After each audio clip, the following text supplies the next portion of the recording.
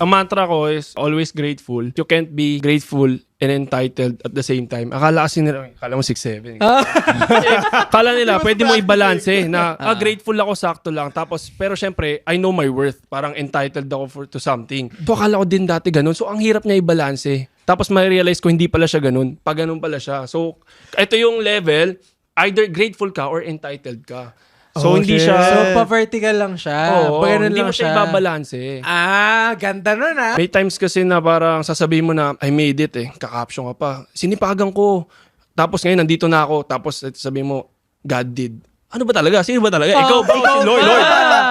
Diba? Sabihin naman na iba, ano gagawin namin? Siyempre, may ginawa rin naman kami. Naghirap din naman kami. Requirement yun prerequisite yun Nothing will change, wala kang maararating kung hindi ka kikilos Steady ka lang. Pero naranasan ko kasi yung, alam mo yung binigay mo lahat, sinipagan mo, pero walang nangyayari. Okay. Ito, testimony siya na parang dun mo magagamit talaga na God did talaga. Kasi hindi lahat ng nagsipag, hindi lahat ng pagod nabibless. Hindi lahat ng pagod umaahon. Yun yung pinaka nakakainis. Akala nila, sipagan mo lang, may hindi.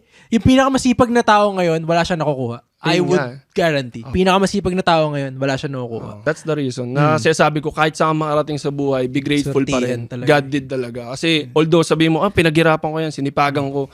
Pero still, si Lord pa rin yung may hawak, yung mabibless. God did!